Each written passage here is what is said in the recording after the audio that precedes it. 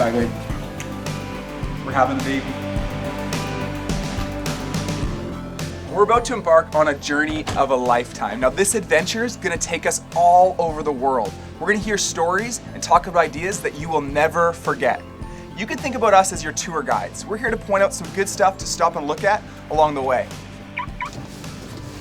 So Alpha is 12 sessions designed to engage us in a conversation about some of life's most important questions. We want to provoke you to think about what you believe and how you feel about certain faith issues. This isn't going to be a lecture where Ben and I do all the talking. Instead, during Alpha, you're going to get a chance to talk in small groups and ask questions as they come up. But before we go any further, I'm Ben, this is Jason, and we want to welcome you to Alpha.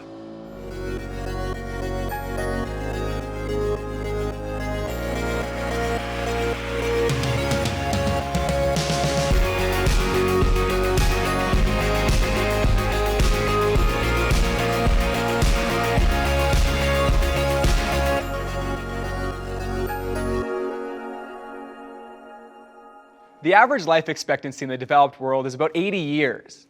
But what are we supposed to do with 80 years on planet Earth? Yeah, what's the point of all this time? Or more importantly, is there even a point at all? Alpha is all about asking life's biggest questions. But it can be a bit weird talking about something like life. It really is something we just do. Every day we wake up, get dressed, eat breakfast, maybe some cereal.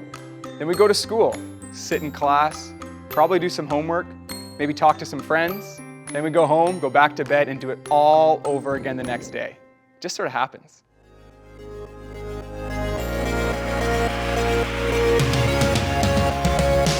That's quite hard. I don't know. I don't know. Maybe the bungee jumping? Yeah, something nuts like cliff diving, you know.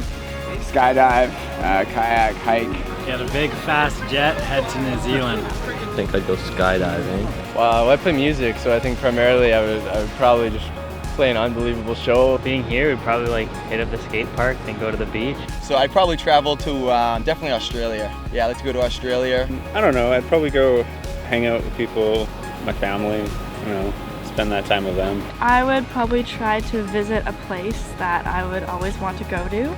I would get together, play some music with my friends. I'd probably spend a lot of time with my family. Spend all my money and go shopping, go to the spa and just do a bunch of fun things.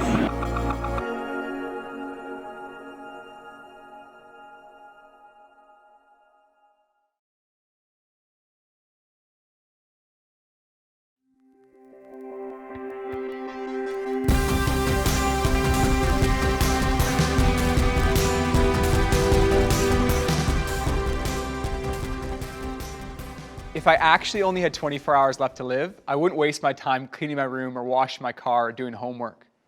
But I think I'd find myself asking certain questions, important ones, about faith, love, and eternity. On Alpha, we're going to have some honest conversations about life and God. And we're going to look at these things from a Christian perspective. Now, I know that even mentioning Christianity brings up a lot of mixed thoughts, and that's totally okay. Yeah, when I was in high school, I remember one of my friends told me that believing in God was the dumbest thing he'd ever heard. It was like I told him I believed in Santa Claus or the Easter Bunny. Or maybe you think Christianity is boring. I know I used to think that. I thought it was all about hanging out with old people, singing old songs, drinking tea, and reciting rules from a really old book. Yeah, for me, my biggest struggle with Christianity wasn't that it was far-fetched or that it was boring. For me, I simply couldn't understand how it had any impact on my life. I remember back in grade 8, I was going through a really tough time. I felt like I didn't have any friends at school that really liked me, and I felt like no one at home understood me. I used to fight with my parents over anything. One time, when I was really upset, I don't even remember what it was about, but my dad wanted to help me pass me a Bible and recommend that I read it. But when he gave it to me, I took it and I threw it on the ground. I don't know exactly why I did it. I think it was because it seemed so useless to me. You might not have ever been in a situation quite like that before, but most of us have asked ourselves this question: is God worth my time? Alpha could be one of the first times you've ever talked about this kind of stuff. It seems like there's a rule in society that says we're not supposed to talk about our personal beliefs. Let's take a few minutes right now to talk about why that might be.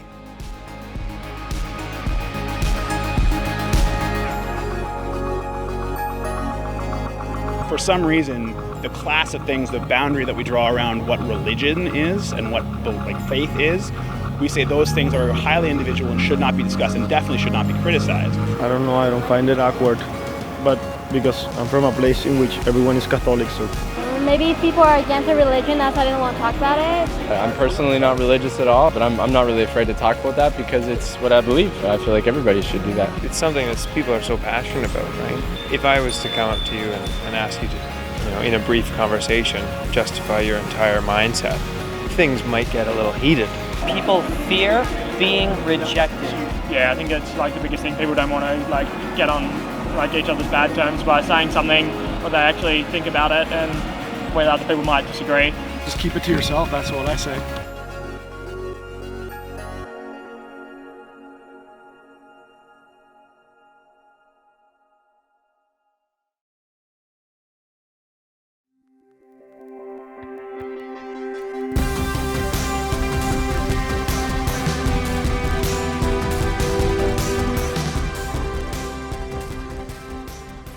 At the center of the Christian faith is a man named Jesus. He wasn't afraid to talk about issues that other people avoid. Jesus said some of the most outrageous things that I've ever heard. In John 14:6, he's quoted saying, "I am the way, the truth, and the life." This statement was controversial 2,000 years ago when Jesus first said it, and it's still controversial today. We want to crack open each of those statements and see what Jesus is saying. Jesus says, "I am the way." But what does that mean for someone to say, "I am the way"? What is he the way to? I know a man named David who has a really remarkable life. And hearing him talk about it really helps me understand this idea of Jesus being the way. When I was young, at the age of about 12, my mother had a major nervous breakdown and she was hospitalized for extended periods of time. My father also struggled with alcoholism. I had two brothers and we were basically left in many ways to raise ourselves. Going to bed at night at the age of about 12, my mother, she tried to kill herself. My father was out drinking. And I remember through my tears saying, "God, if you're there, I hate you." I so hated God. I was so angry at God. I was so filled with bitterness and resentment. Those experiences marked me, and I decided the childhood that I had was not going to be my life. At the age of 18, I committed to the idea of becoming a millionaire by the age of 30. I was this ambitious, want to be a millionaire by the age of 30 kind of guy during the day, and at night I hung out with drug users and I scored dope and dealt dope and did whatever I had to do to keep that life going. The idea of being a millionaire had been achieved. I could go where I want, when I wanted. I had way more money than I ever hoped for, but I wasn't happy. And I realized that there's still a deep darkness inside of me, a void. I have epilepsy, and for some reason, I started having seizures more frequently. We have a lady who worked for us at that time in our home. Her name is Bonnie, and she was a very sweet lady, a Christian lady. Bonnie saw me after having a seizure one day, and she called my wife and she said that God had told her to come pray for me. And I said, well, I know it's not going to do any good, but I like Bonnie. So she prayed for us. And for some reason, I cried through that process. Didn't know why I was crying, but Bonnie left and we thanked her for coming over. So the next day, I saw a friend, a neighbor, who went to the same church Bonnie does. And I asked my friend, I said, hey, are you going to church tomorrow? And he says, yeah. I said, well, do you mind if I come with you? He says, sure. He was quite happy to bring me. So the next morning, we're standing in church together. And as the worship music begins, for some reason, I begin crying. And I don't know why I want to cry, but I'm crying and I can't control myself. And I'm doing everything in my power not to cry, but tears are running down my face. And in that moment, for the first time, his love for me was so real. The reality that he loved me was nothing short of completely and totally mind-blowing. You might have heard of a band called Queen before. They're famous for songs like We Will Rock You or Bohemian Rhapsody. Yeah, Crazy Little Thing Called Love. Another one, Bites the Dust. Right. Flash. Yeah. Under Pressure. Don't Stop Me Now. Yeah. We're the Champions. Yeah. Ben, Bicycle. Ben, we know you love to rock, Seven Seas of Rock. This guy loves Queen. Anyways, the lead singer. Can't Stop Loving You. The lead singer of a band, Queen, Freddie Mercury, is one of the biggest names in music. Even though he made millions of dollars and had millions of fans, those things didn't make him happy. In an interview shortly before his death, he admitted that he was lonely. He said, "You can have everything in the world and still be the loneliest man. And that's the most bitter type of loneliness. Success has brought me world idolization and millions of dollars, but it's prevented me from having the one thing we all need, a loving, ongoing relationship." When Jesus said, "I am the way," he was responding to that need. He's saying, I am the way to a loving and lasting relationship with God. So I've heard of people saying that they know if something is true, but I've never heard of anyone claiming to be the truth. But Jesus goes on to say, I am the truth. I want to clarify this word truth because it can mean different things for different people. Maybe you've heard somebody say, well, that's true for you, but I don't personally believe it. Now this sounds polite, but it falls apart quickly. If we're talking about facts, if something's true, isn't it true for everyone? And if something's not true, isn't it not true for anyone? For example, imagine you find yourself on the edge of a cliff and someone says, I believe I can fly, I'm gonna jump. You wouldn't be like, well, that might be true for you, but I don't personally believe it. No, you'd say, don't jump, you're crazy. Whether you believe in gravity or not, it's real. And when we talk about the message of Christianity, we're not talking about something that's only true for a select group of people. The author of the Chronicles of Narnia, C.S. Lewis, put it this way: Christianity is a statement which, if false, is of no importance, and if true, of infinite importance. The one thing it cannot be is moderately important. So much of the world has been shaped by people who believe that Jesus really is the truth. Some people say that faith and science can't mix, but some of the most influential voices in science throughout history have been Christians: Galileo and Copernicus, Newton and Mendel. I'm personally inspired by Francis Collins. He was the director of the Human Genome Project, a project that's at the forefront of scientific discovery about our DNA. He's one of the most respected geneticists in the world. And in one of his books, he writes about how he became a Christian without having to compromise his intellect. Some people think that any intelligent person could not believe in Jesus. But history's been influenced by brilliant men and women who believe and continue to believe that faith and science complement one another. When Jesus said that he was the truth, he was talking about more than intellectual truth. He wasn't just talking about knowing something with our minds, but also with our hearts. There's a big difference between knowing facts about someone and knowing them personally. For example, I know a lot about Oprah because Jay here doesn't stop talking about her. Yeah, pulling out the wallet. Me and Oprah, Vancouver. Seen the picture a couple times today already. Thanks, man. It's a good one. It's a good one of you and Opes. Anyways. If I saw Oprah in the street, I'd recognize her, but she wouldn't recognize me because there's a big difference between knowing about someone and actually knowing them. In Jesus, we discover that truth isn't just a set of ideas, but a person that you can know. Christianity isn't about memorizing a set of rules, but about knowing God personally through Jesus.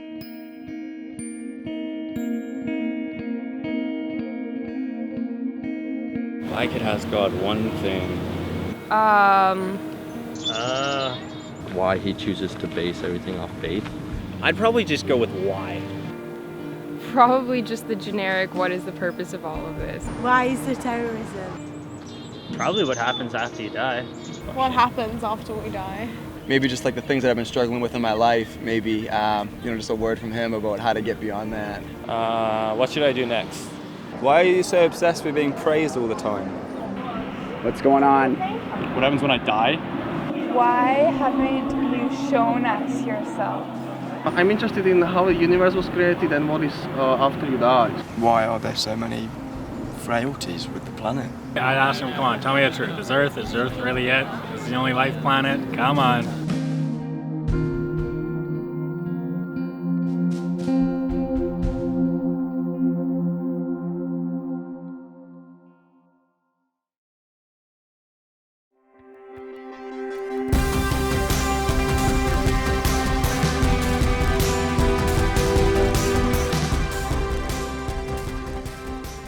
Jesus said, I am the life. Now it's possible to be alive, but not truly living. When I was in high school, I was always searching for a more fulfilling life. I was convinced that if I got my driver's license, that's when I'd be really free and happy. I got my license, but it didn't change my life as much as I thought it would. And then I thought, when I graduate, when I'm done high school, that's when I'll be really happy. And I graduated, and it was fun for a bit, but it didn't satisfy me. And then I thought, I know what I need. I need a girlfriend. That's it. So I got a girlfriend. And then another girlfriend. And then another. But I realized the hunger in my heart was still there. I had everything I thought I needed. But there was still something missing. There was a longing in my heart for something truer and deeper. It was a longing for life. Jesus was talking about that hunger when he said, I am the life.